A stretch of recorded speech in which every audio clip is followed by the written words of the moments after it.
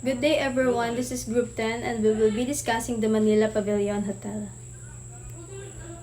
So its basic information is, it is located in United Nations Avenue, corner Maria Orosa Street, Manila City. It was established in year 1968 and the owner or the founder of the said hotel is the pioneering Delgado Brothers. So its qualification is luxury hotel and staycation hotel.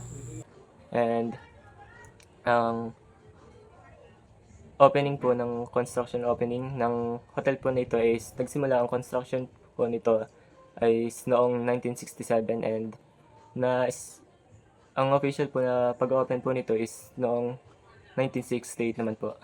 At 1968 to nag-open bilang Manila Hilton International. And then naging isa ito sa mga kilalang hotel sa Manila. And then, ang historical background naman po is, ang hotel ay historical background, architects naman pala po kung sino pong nagdisenyo po nito. Ang hotel ay dinesign ni na Carlos Arguelles at William Beckett. Sila ang gumawa ng design ng hotel para maging maayos at maganda, saka po nakakaakit pong tingnan para po sa mga local at foreign guests po natin.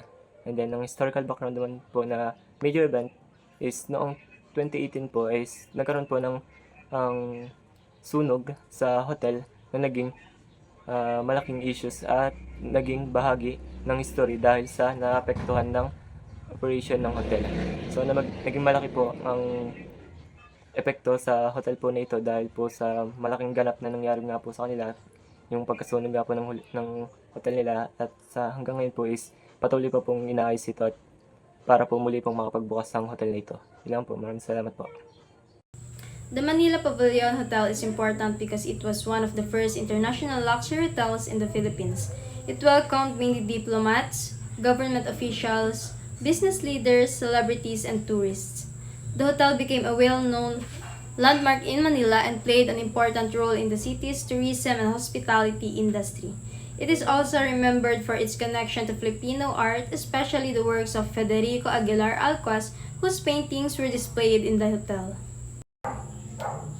The Manila Pavilion Hotel, completed in 1968, is a 22-story, 79-meter high building with an L-shaped design. It has a wide podium for its facilities and a taller tower for guest rooms, with a gray concrete exterior and landscaped open spaces.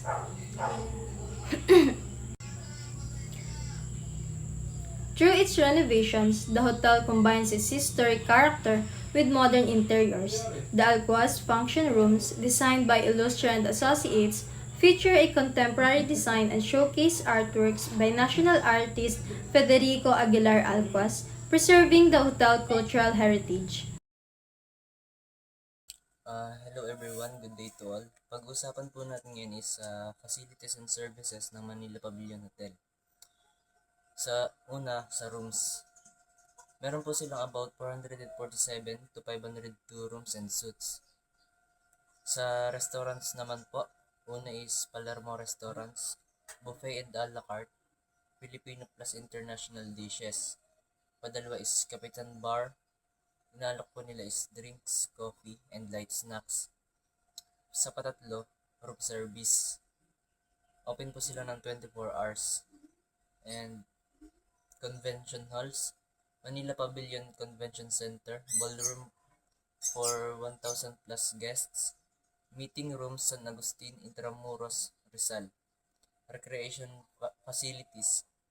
Meron po silang outdoor pool, matatagpuan po sila sa ikalimang palapag, sa fitness gym, basic but complete, sa pampering spa, massage and facial. So, yun, dako naman tayo sa fun facts ng Manila Pavilion Hotel. Una is, it opened in 1968 as the Manila Hilton, the second tallest hotel in the Manila at that time. Padalawa, alam nyo ba na ang isang national artist, Federico Aguilar, ay nanirahan ng 40 years until 2011 at ginawa pa niyang art studio yung kwarto niya. At alam niyo din ba na ang former President Ninoy Aquino was arrested here in 1981 at the Rotisserie restaurant. Pang-apat naman is the hotel changed names 3 times. Una is Manila Hilton to Manila Pavilion to Holiday Inn Manila to Manila Pavilion again. Current status: the Manila Pavilion is now a subsidiary of Waterfront Philippines Inc. and is currently not operating due to a fire. It has been rebranded as Waterfront Manila Hotel and Casino, which is owned by A-Site Philippines Hotel Corporation, also a subsidiary of Waterfront Philippines Inc., both led by the Gatchalian family. Additionally, notable artist Alcuaz received multiple awards from the 1950s to 2009, including the Presidential Medal of Merit and the rank of National Artist. The parent company and A-Site are led and controlled by the Gatchalian family now. The awards and recognition by the Manila Pavilion is truly amazing and wonderful. Alcuaz has a big impact of that.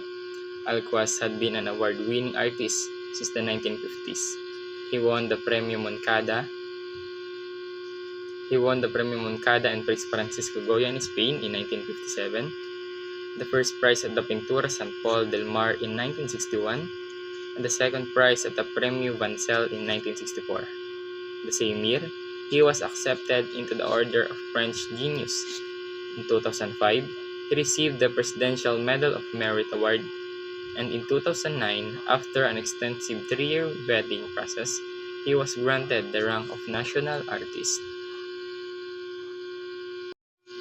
Manila Pavilion merits heritage preservation as it embodies significant aspect of modern Philippine history and culture. Established in 1968 as the Manila Hilton, it was the first 5-star hotel in the country, setting luxury standards and boosting Manila's global tourism profile. The venue has witnessed pivotal events, including Ninoy Aquino's 1981 arrest, and has hosted national artist Federico Aguilar Alcuaz for decades. Architecturally, it is a notable example of mid-century modernism, contributing to the Ermita skyline near Rizal Park. Restoring it enhances Manila heritage tourism and preserves the city historical narrative.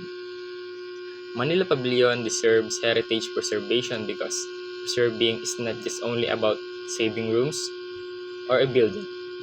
It's keeping a piece of how modern Philippines grew and how Philippines impacted to the community. It is the first true 5-star hotel.